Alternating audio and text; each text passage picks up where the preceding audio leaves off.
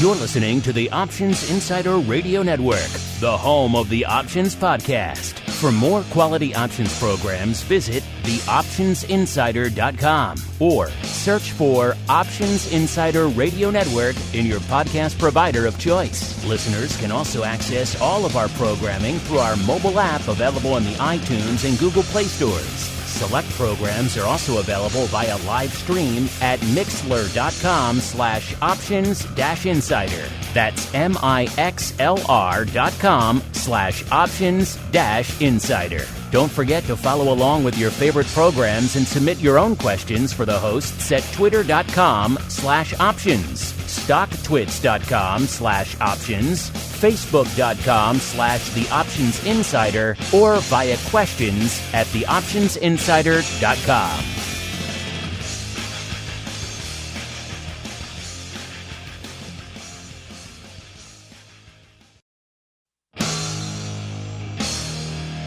And now, it's time for the show that breaks down the options market from unusual activity alerts to market analysis, strategy overviews, listener questions, and much more. If it involves puts and calls, then our all-star panel will break it down. It's time to hit the Option Block with your host, Mark Longo from the Options Insider Media Group, and co-hosts, Uncle Mike TOSAW from St. Charles Wealth Management, along with Mark the Greasy Meatball Sebastian and Andrew the Rock Lobster Giovinazzi from OptionPit.com. The Option Block is brought to you by TradeStation. TradeStation has been giving options traders an edge for over 20 years. Their suite of simple yet powerful analysis tools and lightning-fast order execution can be accessed as an app on your phone, web browser, or computer. Education is in TradeStation's DNA, offering help for traders of all levels. And now, TradeStation is commission-free for equities and options trades. For more information, visit tradestation.com/optionsinsider. And now, get ready to hit the Option Block. All right, everybody, that rockin' tune means it is time to rock out once again with everyone's favorite bi-weekly source for all things options related. Yep. Talking about the Option Block, my name is Mark Longo from the OptionsInsider.com, as well as, of course, from the ever-exciting, ever-necessary in these troubled times, Options Insider Radio Network. We'll talk you off the ledge. We'll talk some sense to you. Try to explain, as much as we can at least, as much as anyone can, the madness that is unfolding out there in the markets. And, of course, we have a great, deep back catalog, 13-plus years worth of shows running the full gamut of the network. So if you guys need some stuff to sink your teeth into, you find yourself a little bit of time on your hands these days, and hey, you're a little bit concerned about the markets, don't worry. We got a podcast. We got a lot of podcasts for that. So we'll keep you busy. We'll keep you informed, keep you educated, and hopefully talk you off the ledge a little bit. And joining me to help me do just that as the maelstrom continues out there in the marketplace. First off, we got joining us from the Option Pit World Headquarters / Carmen Line World Headquarters. He is the greasiest of meatballs, Mr. Mark Sebastian from OptionPit.com by way of Carmen Line Capital. Mr. Meatball, welcome back to the program, sir. It's good to be here. I'm certainly not. I'm at our on-location headquarters as I'm practicing some social distancing, and so I'm working out of my home office today. But it's great. I got a beautiful view of my backyard, my office. We have our Peloton in my office, and it also doubles as a spare bedroom. So if I get tired, I've got a place to lay down. Really doesn't get any better than what I'm doing right now. Doesn't get any better. Could it get any better than these current market environment for the names like you just mentioned, like Peloton or like Blue Apron, all these home delivery type startups? I mean, Peloton went overnight from being kind of a laughably expensive toy to it's the only gym in the country. So everyone's got to have one. So, I mean, this has just transformed the way things like Blue Apron went from kind of an expensive luxury item to, hey, one of the few ways you can get food in your house without having to go stand in line at a disease-ridden supermarket. So, yeah, all these things have transformed. Speaking of transforming, Uncle Mike having to transform the way he gets to us a little bit today. Of course, talking about Uncle Mike TOSAW from St. Charles Wealth Management. Hope you liked your little updated bio there in the intro there, Mr. Uncle Mike. Joining us by the amazing magic known as telephone. Uncle Mike, are you there, sir? Can you hear us? I am here. Very excited to be here, and I have a little mini rant to do today. Someone said something really dumb in the media, and I got to call them on it. So excited about that. Oh, well, looking forward to that. But before we get to that, we got a newcomer joining us on the old All-Star panel. If you heard the intro, sounds a little bit different. Coming to you these days from our friends over there at TradeStation. Happy to have them on the program. And joining us today in the old TradeStation hot seat is David Russell, the Vice President of Market Intelligence over there at TradeStation. I love that. It's a good title, David. Welcome to the Option Block program, sir. How'd you score such a cool title? Well, I've just been thinking a lot about the market and starting to figure some stuff out thanks to a lot of the tools we have here at TradeStation.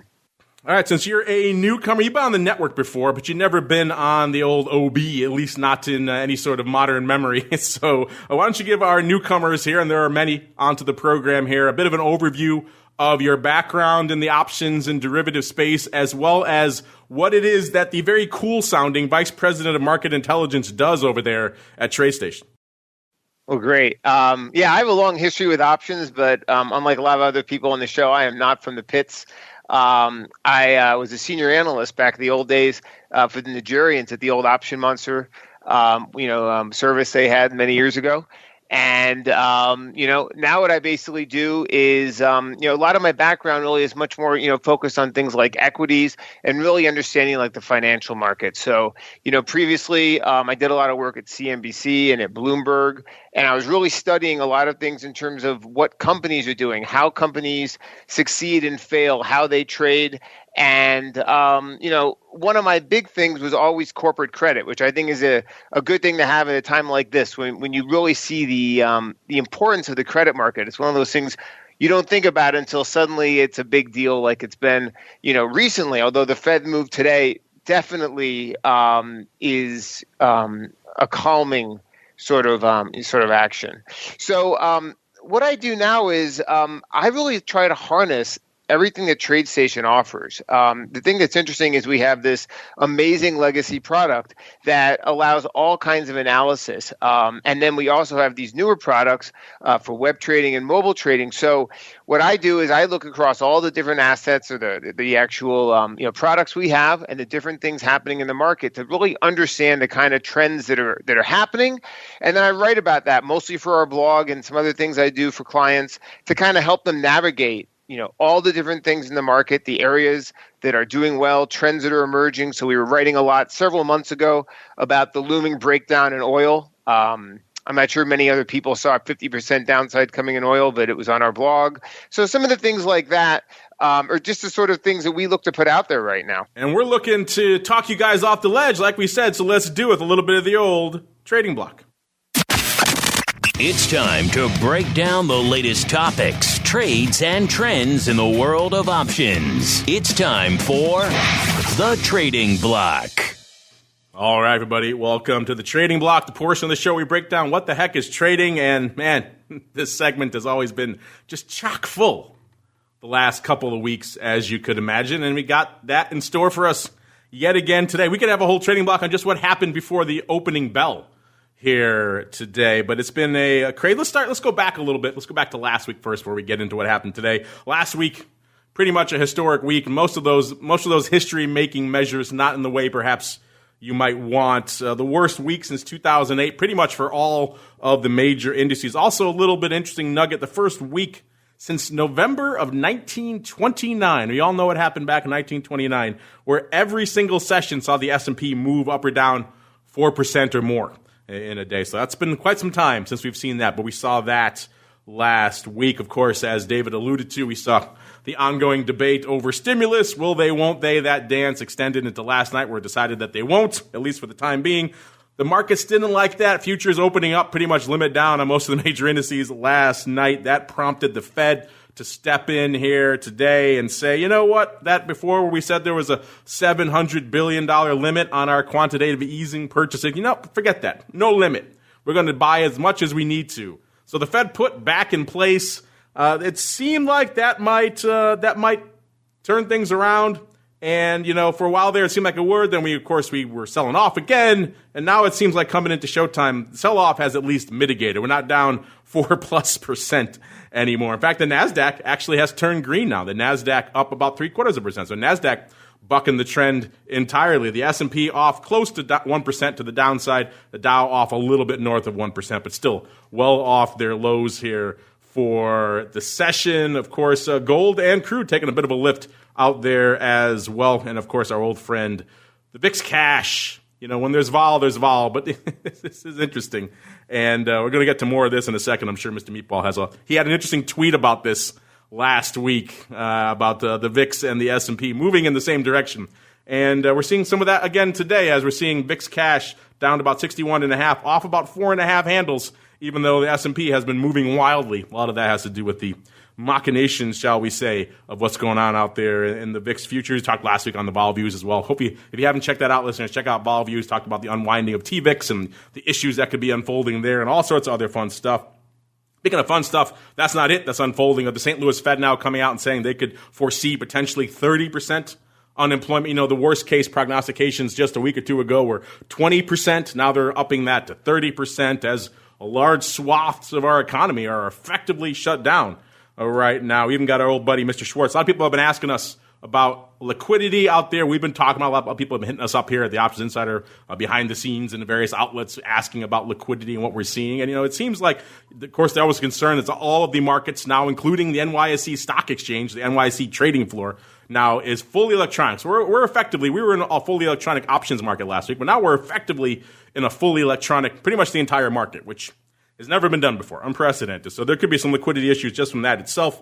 And, of course, the continued, except for today, the continued effectively unidirection of the markets doesn't really help liquidity providers, too. And it's continued movements in one direction day after day, listeners. That's not usually a good thing for risk. Of course, we saw Ronin, which is a storied legacy. That's kind of the remnants of the market-making firm a lot of us traded with. I traded with Stafford, which eventually became Ronin. So a legacy name in the market-making, particularly on the index side, getting effectively liquidated by CME on Friday. So that's not a good sign for liquidity. And our buddy, Mr. Schwartz, the flow master, who was on the show last week on Monday, putting out this right before the show, which is kind of interesting. He's analyzing the bid-ask there for SPY puts. And he's showing over the past month displayed quotes 4 times wider right now than normal, and the displayed size dropping nearly 80%. It doesn't seem so far to be hurting overall volume. It's still putting up decent numbers, but yeah, those are not trends that are moving in the right direction. Like I mentioned, VIX cash is moving up. VVIX 182, up about 5 handles from where it was last show. And VXX, our old friend, actually down quite a bit, down about 14 handles from our last show. Again, going back to all that fun we were talking about on vol views last week. But David, it's your first time on the program, so let's give you pride of place here. I'm sure there's a lot that's lighting up your own personal tape, what you're watching out there, as well as all of our listeners want to know, what are the TradeStation clients? What are they up to? What are they slinging out there these days, sir? Well, what's interesting is we went through a period here where all the attention started going on stocks like Roku and Tesla. And that was several months, really, ever since the trade deal with China, was struck. And we saw in November, December, these other companies, especially it was first Roku and then Tesla. That was where all the attention went. And then this month, it pivoted sharply back to SPY, and we started seeing a lot more activity in some of these products like VXX and TVIX. So that's really the way. Things have shifted here. And so as I look at the bigger picture now, I mean, what I think is interesting is that this news today that we have from the Federal Reserve, and then we have this prospect of some action from the government in terms of Congress. I'm looking at this now as maybe a little bit of the initial shock that we had from all of this. The market looks out and it sees what's going to happen. It knows that means recession in terms of at least economy getting smaller, people losing jobs, and we've priced a lot of that in. But now we're getting to the point when that initial shock, when you look at the way the VIX has been easing off, now is the point when maybe things are starting to, have a little bit of that being fully priced in. Yeah, that is interesting because, You're right. For a while there, we talk a lot about things like VXX and products like that, which is a pretty popular one on shows like our Volatility Views. But again, we're preaching to the choir there, kind of the folks who are a little bit more savvy. But now you're right. We're seeing an interesting shift as the broad populace starting to flock into things like TVIX, which we've talked about, usually not in the most glowing of terms here on the network many times in the past. TVIX just off to the races over the course of the past few weeks, going from about 40 odd up to threatening 1,000 at one point. The amount of AUM going on in that product was a little bit concerning. And again, we had a long conversation about that on Vol Views. Check that out. And even somewhat neutered products that have kind of lost their luster, like UVXY, starting to come back into the fore a little bit, which is interesting, kind of surprising. And kind of interesting to hear that the TradeStation folks are out there slinging that stuff out there as well. I'll save the meatballs. He's got something up there asleep for the Vol as well. But Uncle Mike's got a rant. I got to hear what he's fired up about. So, Uncle Mike, sir, what is lighting up your tape out there in St. Charles Wealth Management, sir? Well, let me go through a couple things. I'll save the rant for last. What's interesting about today is the market started last night at 5 o'clock Central Time. And so just watching the news press conference with the president up there with his team, and it's 5 o'clock, just watching the futures at 5:03, we are limit down. So it's a unique time in that we go limit down. 3 minutes of the market, and limit up, limit down. It's really, or trading halts are really no big deal right now in this day and age, it seems. By this day and age, of course, meaning the last few weeks. So that's something that's lighting up my tape. Also, in terms in the option trading world, we do have we have a lower volatility today, slightly on the VIX. I'll save that for Sebastian to kind of parse through. But one of the main things that's really catching my eye is the movement in corporate bonds. And so just because of the fact what I spend 90% of my time doing is my aggressive trading strategy within my simulated index concept, meaning that, oversimplified, client has 80% of his assets into bonds or something boring or something along those lines. Maybe not, nothing's boring these days, but with something more conservative, and then I'll trade aggressively with a small portion of it, and then that's how we'll create decent rates of return through the aggressive trading strategy. Well, one of my rules is that whenever the market goes negative on the year, I go to cash, 99% cash. So I've been looking at a lot of other things lately, and just one thing per se is bonds. And so, of course, government treasuries have gone significantly higher just because of the rush to safety. But the other thing that's unique right now is that with all the fear in the marketplace, corporates have gone down fairly significantly. Now, they're up a lot today, and I imagine municipal bonds throughout the country will be up a bunch today as well. But what's interesting is that now the government has said they're going to step in and help out municipalities, which they did late last week, kind of provide a little bit of relief in the corporate and municipal bond world. I was talking a little bit on the show last week about something that I might do, like a ratio repair strategy on LQD. I'm so bored right now, I'm even looking at ratio repair strategies for bonds. So that's how it is for me. But nothing ended up happening with it. I never got filled on anything. But right now, we have a time that there's other things besides stocks, but at some stage, money is going to show up somewhere besides money market accounts. Now, with that, I want to kind of go through my rant a little bit today. Robert Reich, he put out a tweet yesterday saying that on average, hedge funds are down 9% on the year. And I'm paraphrasing this a little bit, but with the market down way more than that, there should be lots of investigations when all the smoke clears because of this.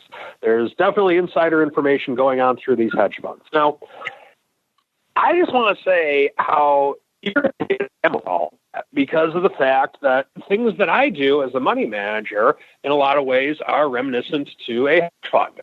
Meaning that with another strategy that I have of my risk reversal, I'm rolling down puts. My rule with that is I keep the put out of the money. When the market touches my short strike, I roll down the put in markets like this. And that's what I've been doing with that. And because of that, we've felt a fraction of the pain of this market within that strategy because I've been responsible because of the fact that I've managed risk. And with that, I've received no insider information. And if I'm able to do that as just a small retail guy, with which I am, then how is it that if someone's managing a hedge fund and they're rolling down puts, or maybe they have a collar, maybe they're using options to protect themselves in some way. Imagine that, guys. Options can actually be used to protect yourselves. Then you're not going to get hit as hard as what the markets are going to hit you. And for him to say something like that and accuse them of insider trading, now, if they are insider trading, that's by all means, I want them to be prosecuted for it. If hedge funds, what's the key word of hedge fund? The key word is hedge. And so with the key word being hedge, chances are they were hedged.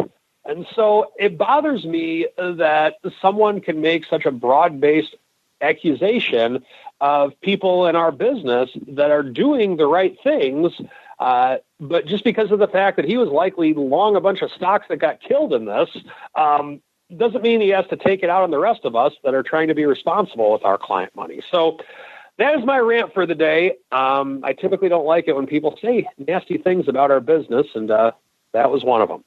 So that's all. So I guess maybe that's the mini rant for my standards of rant. I don't do rants that often, but Mike, that is my take on things. If you want to know what's even funnier, he currently has pinned on, and here's how dumb I don't want to sit here and just bag on the guy, but he currently has pinned to his Twitter profile this tweet that says no industry, not airlines, not hotels, not cruise ships should be bailed out. They can stay in business by borrowing at rock bottom rates using their assets as collateral. Taxpayer money should not be used to bail out should be used to bail out people, not corporations. And I'm not sure that you could pin a tweet that showed how clueless you are about what is going on than that tweet right there. If these corporations could use their assets to borrow money right now, they would. They can't. There is no money to be borrowed out there right now. I think, Mike, you made a point that, AAA corporates are trading at massive discounts. I think I saw that there were AAA municipal bonds trading at 92, 93 cents on the dollar. In a market where a municipal bond is trading at 92 cents on the dollar, where are you going to find these rock bottom rates? And frankly, if I have money and I can get a AAA municipal bond at 92 cents on the dollar, why would I bother to risk loaning money to an airline or a hotel or a business? The fact of the matter is that there's no money to be loaned out right now because all of these steals in the bond market are actually what is causing the lockup in credit. So here's kind of like explain. When a company has to go through a fire sale to sell credit, let's say they go, okay, we need money. We have to sell a municipal bond. They have to mark all those munis that were sold at 94 cents on the dollar. And so then here's where things get kind of nasty. Hold on for a second, Mark. We're losing you a little bit here. It sounds like the Skype gods not smiling upon Mr. Meatball here. We'll get him back in a second, and usually. Did you lose me? Yeah. Okay. There. You sound a lot better now. Let's try that again. You were starting to break up. Yeah. So what I was saying is that AAA municipal bonds are trading 92 cents on the dollar, and I'm going to loan money to an airline that could go out of business. And on top of that, the answer is no. On top of that, when municipals, my best stuff that would never cause me real problems in any market, starts marking at a discount, that takes all of the capital that I allegedly have with as a part of my my capitalization within the bank become less and less and less, and then the equity in the bank gets sold off, and so the next thing you know, these banks don't have any money to loan out. So when people say, well, why do we need to bail out the airlines or anything like that? There's no money to borrow. There is nobody to borrow. Nobody can loan them money right now. Buffett wanted to walk out there and say, hey, I'm opening a bank to rip off the airlines, the hotels, and these people and so. Maybe there's some credit there, but it would not be at rock bottom rates, which it isn't anyway. And so when we say bailout, I think the smarter way to think about it is to think about it from it's a loan, it's a bridge loan. And the bridge loans that took place in TARP, the federal government made a fortune on. So I know everybody hates the bailouts of the banks. Federal government made a load of money on those bailouts. So don't cry for the federal government loaning out the banks. Before we keep going on that really quickly, I know because it's been a big sticking point. We're seeing it again today. And, of course, you put out a tweet last week, which I think kind of sums it up. You tweeted out effectively at the time the S&P was off 106 handles and the VIX cash was off 5. I think you termed it one of the weirdest things you've seen out there in the markets. A lot of people have been asking us about all this. How is that possible? I don't understand. Here's one, the honest penny. I don't get how that's possible. What does that even mean? Really trying to understand this. Any help would be greatly appreciated. Of course, listeners, if you want to deep dive into that, check out our Volatility Views program, which just hit the network on Friday, so you can check that out. It's pretty fresh. But Mr. Meatball, break it down. What's catching your eye out there from a vol perspective, and also these kind of somewhat anomalous volatility times we find ourselves in, sir?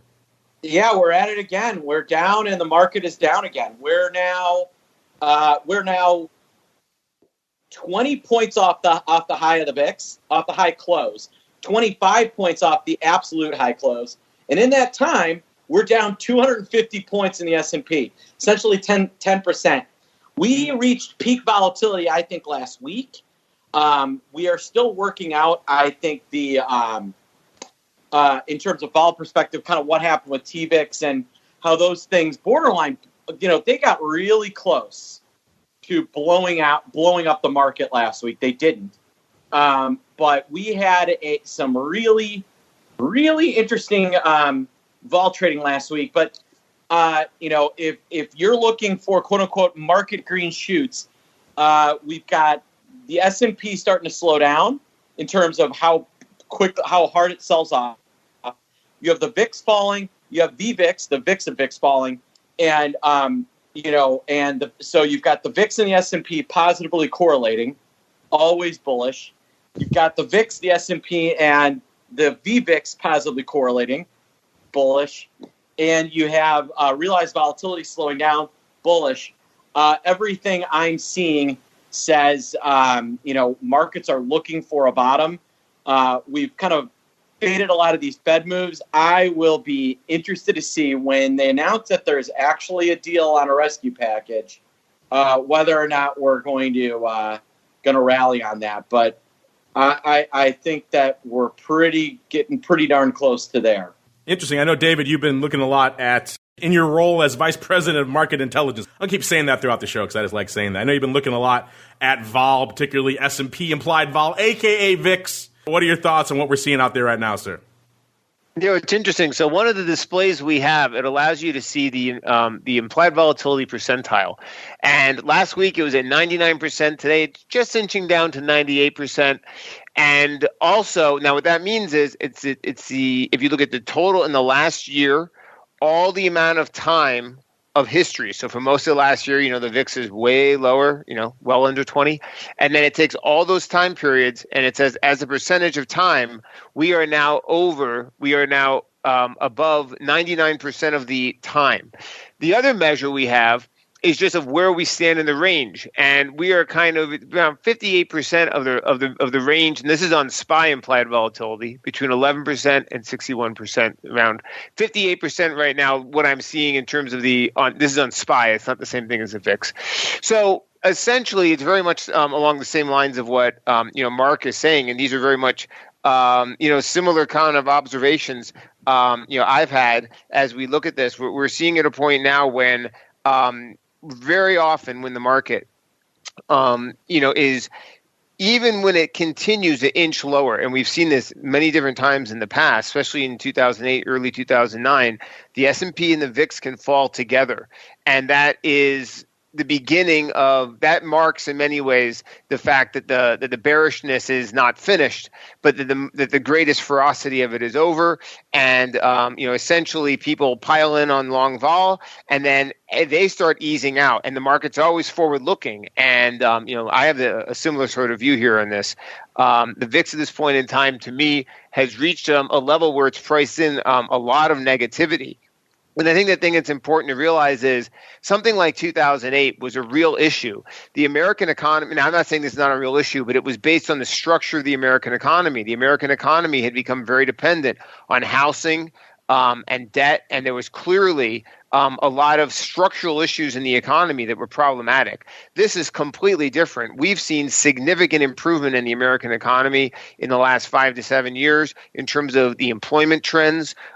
We've seen a very clear pattern of, kind of new service economy, new people entering the workforce, new kinds of businesses. And, this is like a big smash in the face that knocks it down, but it's not the same thing as something that was structural, that was more of like an inner rot to the economy that we had back then.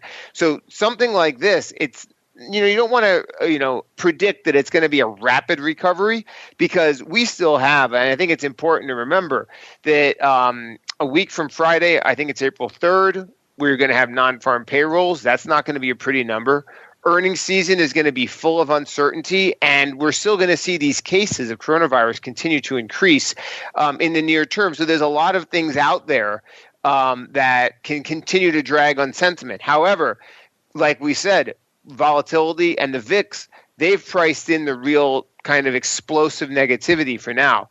So I think this is an interesting thing to look at, is as the news starts trickling in, what does the VIX do?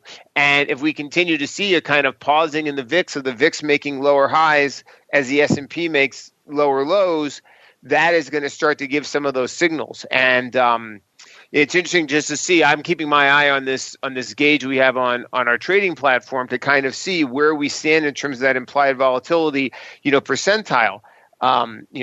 We definitely had peaked, and I think now the big mistake people want to avoid is buying options that have a lot of vega. That's the one thing I would just say, because you can be right and still lose money by trying to position for upside if you're going out too far in time on the calls. Very much something now when we have to be aware that options, a lot of us get used to this environment when the volatility is under 20 and we buy directional calls and we make money. This is not that environment. And we need to be ready for volatility to go away and realize what that's going to do to premiums. Yeah, it's like the old adage we said many times here, right? When you load up on that crazy vol going into the event, whatever that event may be, usually it's an earnings. This time it's a pandemic. If that other shoe does drop and the vol comes out the other side, even if you're right on direction, you could be wrong sizably on volatility, hence all the legion of emails we still get to this day. Hey, I bought the calls right before the earnings, and then the stock went up $5 and I lost $3 on my call. How is that possible? We've gotten those many times. So these days it's kind of the other way. It's puts usually, which is unusual. But again, interesting stuff out there. Speaking of interesting, let's see what's lighting it up in this all electronic market. Mr. Schwartz, the flow master, expressing some concerns on liquidity. Let's see if that's holding things up. VIX right now at a decent clip at about a third of its ADV, which is about 1.35 million is the ADV out there, at about 537,000 contracts in VIX as of a few minutes ago. SPY, not even batting an eye, 4 million even, 4.0 million contracts on the tape as of a couple of minutes ago. The ADV, 6.65 million. Let that sink in for a second, listeners. 6.65 million is the ADV out there in SPY right now. That's at a time when we're moving limits almost every day, plus or minus 4% in the S&P every day. So that's, of course, the first time since 1929 that's happened. So markets are super wide, as Henry has pointed out. Displayed size, super light. Not surprising. Liquidity providers a little gun shy right now, and yet still managing an ADV of 6.65 million contracts. That's just mind-boggling. The SPX push again.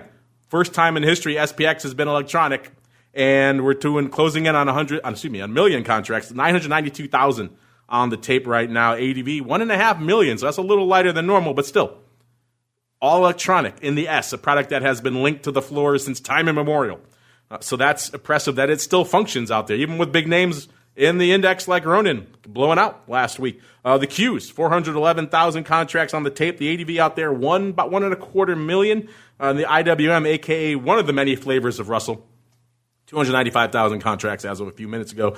The ADV, 677,000. Let's move on to the most active single names, see what you guys are slinging right now. Only cost you 111,000 contracts to break into the top 10 today. So that shows it's robust, but maybe not crazy town out there. That gets you to GE. Number 9 is our old friends across the street there, Boeing. They've been threatening bankruptcy, going out there with their hands out to the government out there. Trump coming back saying, we'll give you a handout if you give us some equity. So interesting little back and forth there. 112,000. I haven't been over there, obviously. It's all shut down. I haven't been over there for my lunches in the cafeteria to hear the scuttlebutt.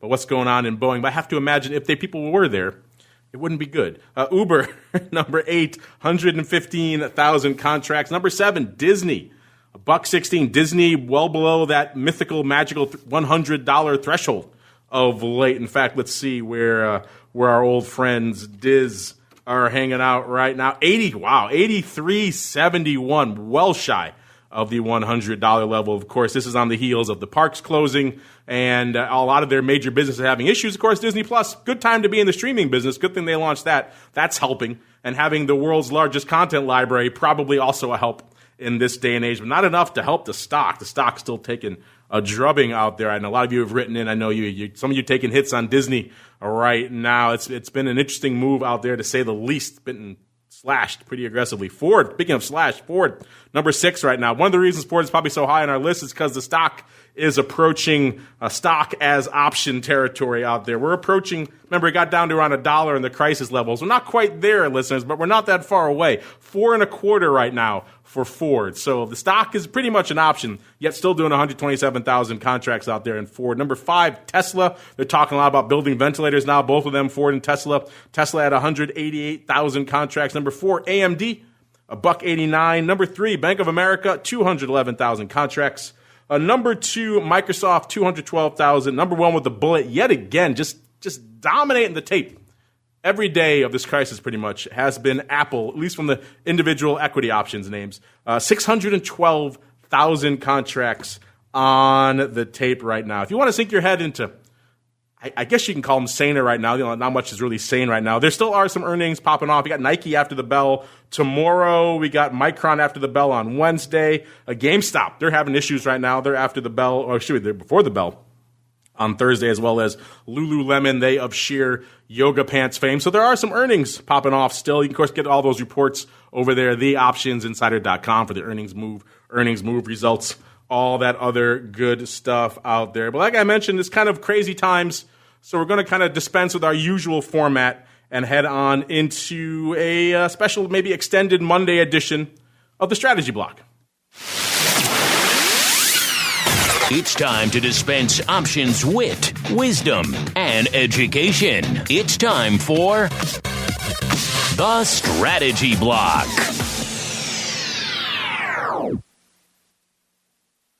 All right, everybody, welcome to the Strategy Block. Really quickly, a lot of you are asking what's up with our Eye of Sauron, why come we're not doing it? Well, A, you guys have a lot of questions, so we want to walk you off the ledge. And B, there isn't a lot of that exciting paper. It might surprise you, but I'm looking right now at what our Eye of Sauron is spitting out. One of the more interesting prints out there today is in Credit Suisse, which is a stock that's $6.87. So another one where the stock is almost an option. We saw about 27,000 of the Jan 15 calls going up for around a quarter to 30 cents. Most of them in the bid on about 2,000 lots over and over again. 2,000 lots for a quarter, 2,000 lots for 30 cents, 2,000 lot for 30 cents, etc. Total of about 27,000. Someone overwriting the hell out of Credit Suisse to the upside at the 15 strike. Stock's not even $7, so go figure. They wouldn't mind dumping it at 15. I think most of you would probably take that bet if you had some stock out there right now. So there are some prints going up out there, but not a lot really lighting up our tape. I mean, we know a lot of you need a little extra hand-holding out here these days, so we're going to try to give it to you, including a little bit of extra strategery. David, you're a brave fellow out there today because your first time on the show and you're volunteering to dive into the deep end of the pool, dive into the fire here with our Strategy Block segment. You suggested an interesting strategy for this segment today, which is not one we get to discuss a lot here on the show, which probably, again, goes back to the somewhat historic nature of where we find ourselves. Just not too long ago, I was talking about long straddles on the network. We never talk about those in a favorable light, and yet Go figure. They're working right now. So another strategy we don't talk about a lot here on the network because people don't have a hard time getting excited for it is not just a regular covered call, which people love, but an in-the-money covered call. So you're talking a deeper, a meatier, an in-the-money covered call. David, explain to our listeners out here why you're interested in that strategy right now and why it might be appropriate out there for people. Well, okay, great. So I'm looking right now at something like SPY, which is currently around 224. And, you have calls expiring this Friday that have $9 of extrinsic value, time value, and pretty much, flat in terms of intrinsic value. So those have $9 of pure volatility, priced in. So someone who, for example, now it's not a recommendation, but it's a kind of illustration of what can be done. If you go a little bit deeper in the money at like the 222 strike, you're still picking up almost $9 of time value. So a person, for example, could buy SPY and simply sell those calls in the money and have all that downside protection built in. If SPY just sits here, those calls go away. Their cost basis is much lower than their entry, and they basically end up, even if the market inches down a little bit, they can still end up being profitable. Now, I think it's just interesting because one of the things for me is like I have historically been not a volatility seller, not a guy who likes to sell options. I very much am a directional person. I like to buy calls and puts, look for movement, be directional, very much focus on delta and gamma. But this is a different sort of situation we're in right now. And now's the sort of time where options are extremely expensive. So we need to think about ways we can sell options that make the most sense. And like we were mentioning earlier, the way the bid-ask spreads have been, some of these bid-ask spreads are, it makes it very difficult to sell put credit spreads because you might end up with, it makes sense maybe on a theoretical value, but then it's very hard to actually get the good pricing. And then you also have the risk if you need to close it, you're going to get hit on the pricing on the other side that can work against you. So the thing about something like the covered call strategy is you're going to have a better bid-ask spread on the SPY itself. You're going to have a tighter spread there. And at the same time, there's a huge amount of extrinsic value. And the other great thing is, as we know, theta is fastest. With a week to go. So you have right now the ability to capture expensive volatility and capture that normal, theta, that normal sort of time decay that happens in that last week, because we're talking here about the March 27s. Do customers in typical markets, they usually get a little bit gun shy, right? When you tell them, hey, in the money covered calls, even though they have a lot of merit to them and, you're getting a lot more meat for them. And if your outlook is pretty nominal, particularly in the near term, for the underlying, then in the money covered call certainly makes a lot of sense. But they're always a little bit concerned of writing a call that effectively, if all things stay equal, they're going to get called away on. Is that an issue for them right now, or are they kind of, things are so crazy right now, they're looking to get premium any way they can get it? This time I haven't run any scans to actually see if they're doing this strategy. But this is something that, we want to always be kind of focused on. One thing I will say is that we do continue to see SPY is incredibly active on both the underlier level and as an individual equity. So I think there's always people that we can see who are doing things like this to capture volatility. But the fact is that when volatility is a lot lower, SPY does not rank at that level on our platform. So there's definitely, I think, people doing some strategies like this. Uncle Mike, it's Monday, so we got to get a little bit of strategery in from you. I'm curious for you. This is not a strategy you've ever really extolled on the strategy block before, because it kind of is a bit of a specific use case. Some might argue, like David, that now might be that use case. I'm kind of curious for you with your clients out there. In the money covered calls, is this a go-to strategy for you on any sort of basis? And if so, when do you consider employing these, and is now one of those times, sir? I don't know if it would necessarily be called a go-to, but it's definitely in the toolbox. So I'll give you an example. A client that I have a relationship with to where she'll pick some of her own stocks, and then I'll kind of just work with her on some things, and I'll manage other parts of her money. But we were in a stock that she had liked, and it had appreciated quite a bit. And I couldn't quite talk her out of selling it, which she had a decent case to be in it.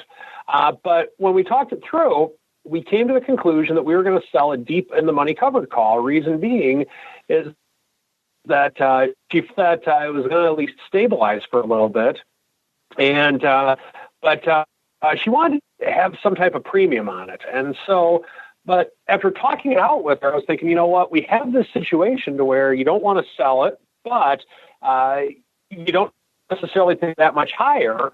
What about doing the money covered call on it to where that way you're going to get some juice from it, from the extrinsic value on it. And with it, you do essentially have downside protection to where the stock is to its strike price. So what we decided to do was the stock. We sold a covered call roughly a little more than 10% in the money a few months out. And so we got a pretty decent premium for it. And I'm not just talking about the intrinsic value. There is some pretty decent extrinsic value there as well. This was on a very, I can't say the stock for compliance reasons, but it was on a very well-known stock that pays a nice dividend. And so during the meantime, client was still collecting the dividend and the time decay was going away. Now, of course, as everybody knows, markets went down. And afterwards, she really magically loved the strategy because of the fact that she was able to get back into this, or not get out of the stock, but still kind of take some profits on it. And so the concept was that I said to the client, I said, if we can get back into this stock at this level, would you want to get back into it? And she said, well, absolutely, I would. And so that's how we ended up using the deep in the money covered call. So I like it, but that's probably the situation with which I would use it. One of the things that I am going to investigate as the year goes on is the advantage of using that versus an out of the money short put. Because now at a lot of brokers, there's no stock commissions. One of the main gripes that I had about using a deep in the money covered call versus selling an out of the money put at the same strike is that you have the stock commission that's involved. But now if there's no stock commission for the client, and I'm talking for the retail client, of course, but you have the stock commission, you can essentially might be able to benefit and from doing a deep in the money call as your opening move as opposed to selling a put. Normally the concept, XYZ stock's at 50, I'd love to own XYZ stock at 47, so you sell the 47 put, and then you get paid to buy it. And that's your opening move. Well, now with in the new world with which we live, you can buy the stock and sell a deep in the money covered call and have the same concept, perhaps. I like it. A lot to discuss. Maybe we'll follow up next week with some ideas of where the delta range is. You should start planning it out. Obviously, anything north of 50 is going to be an in-the-money covered call, but there's usually a sweet spot in terms of delta. Some people like a 60, 65. Some people like to go, as Uncle Mike was saying, maybe a little bit deeper, 80, 90, somewhere, so we can discuss that a little bit. But we got to keep on rolling, listeners. Get a little bit of you guys on with a little bit of the old mail block. It's time to take your seat on the All-Star panel as we read your emails, tweets, Facebook messages, website comments, and much more. It's time for the Mail Block. All right, everybody, welcome to the Mail Block, the portion where you guys take the reins. Really quickly, we asked you guys last week, a lot of questions flying fast and furious out here, back and forth on the network. We asked you guys last week, these are crazy times, tumultuous times, market melting down, vol skyrocketing. Most days, other days, they're both selling off, which is interesting in and of itself. So we asked you guys, which camp do you guys find yourselves in right now? Are you short and staying short and riding this market down more? Are you starting to nibble at some longs at these levels? Are you staying in cash till all this blows over, or you got something else cooking? And short and riding it down this just expired before the show, by the way. Short and riding it down came in at 28.1%. And the winner was nibbling that long position. Sounds like they're buying what you, Mark, and what you, Dave, were selling at the top of the show. They're starting to like some levels here. It's hard to argue with some of these levels here. Disney well shy of those levels, Ford at crazy levels. These are levels where nibbling would cost you a lot less than it would a few weeks ago. Nibbling was at about 54%. Cash till it blows over, 14.4%, and other, and you guys sent in some crazy ideas, which we always love, at about 3.6%, which brings us to our TradeStation question of the week. David, you mentioned your clients have a lot of interesting stuff flying about. I'm sure you guys are getting a lot of questions right now. In fact, I'm sure as you hop off with us at the end of this show, you're going to be fielding a lot more questions from the folks out there. What are the TradeStation folks? What are they asking you guys right now? Well, one of the things is, we've been onboarding a huge number of new clients, which is really exciting. We went to 0%, zero commissions late last year. Been a terrific response. And as we brought some new people on board, you have this sort of thing of people who are new to options, and they say, wow, there's condors, there's spreads, there's this, there's that. what is the strategy that I should use? So one of the things that we've recently rolled out is when you actually just go to the options chain, it's just right off the bat. It allows you, you can say, oh, I want to see, spreads or whatever, but it also says, okay, these are the bullish things. So for example, we'll automatically preload, simple long calls or a call vertical, or if you're bearish. So the great thing about this now is that if a person comes in, they don't need to know, for example, is this kind of condor bullish or bearish or whatever. The platform will actually sort it for them so they can start their directional bias, and it will then guide them into the correct kind of strategy or give them at least a selection of strategies that fits their directional bias, which sometimes the problem with options is, they can be confusing and people don't really know where to get started, and that prevents them from acting. So this is something that gives people a great starting point right off the bat. And let's just clarify for our listeners, because you mentioned kind of zero commissions at the top of the show. A lot of people get confused between ticket charges and the actual trade commissions. Lay out right now for our listeners, what are your options commissions? What do I pay if I'm doing a 10 lot on SPY, let's say, on TradeStation these days? Well, there are some different commission plans, and what people should do right now, if they want to see some of that, is they should go. We actually have a special, promotional page set up for this, for this program for people on Options Insider. It's a little bit different. Some of the things depending on which platform they're using, but if you want to get started, it's great to go to TradeStation.com/Options Insider, and there's more information. There you go. Check it out for yourself. So we got to keep on rolling to our final segment. It is time to go, listeners, around the block. It's time to tell you what we'll be watching on our trading screens until the next episode. It's time for Around the Block. All right, everybody, it's time to go around the block, tell you what we're watching, keep it on our screens until we all gather here together, at least for this program, on Thursday. A lot more shows between now and then, of course, but for this program on Thursday. David, you're our guest, first-timer. You get pride of place. We'll start with you, sir. What is on your radar for the rest of this week, sir? The main thing on my radar, I think, for this week is going to be the VIX, and not just the VIX, but some of these other fear trades that had done very well. There was a small number of companies that people would focus on. I don't want to get into them, but I think we know what some of them are. They were very much kind of coronavirus stocks, and I'm kind of looking at those and the VIX to see if the sentiment shifts away from pure fear to people coming back to the big names, the important names that we want to see start to work. In terms of the big names like your Apples or your Facebooks, do people start coming back to the real names and moving away from some of these kind of idiosyncratic fear names? Mr. Meatball, same question for you, sir. What are you watching? What are your crazies in your pitch chat and your volatility trading club? What are they up to this week, sir?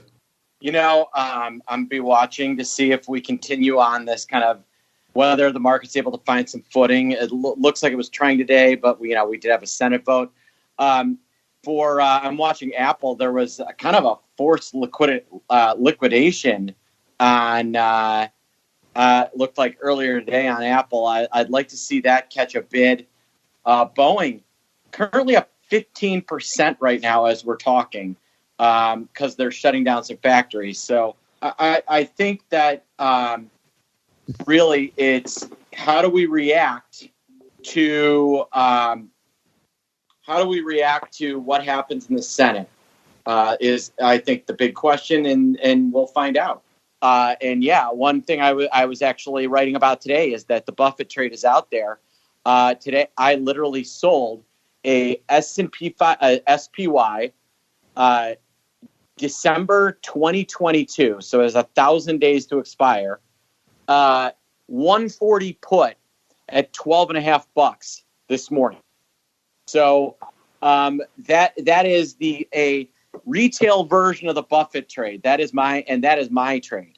Mr. Uncle Mike, same question for you, sir. What are you keeping an eye on until we all gather back here together on Thursday? Well, aside from what we mentioned, aside from just watching the news and the futures of every moment's notice, as well as the VIX, I'm watching corporate bonds. I'm watching government bonds just to see kind of where we're at with things. I think that's going to give us it's an added commentary or an added canary in the coal mine, so to speak, as to what's going on with these markets. And in addition to everything else, watching those bonds. Doing your best Viceroy impersonation.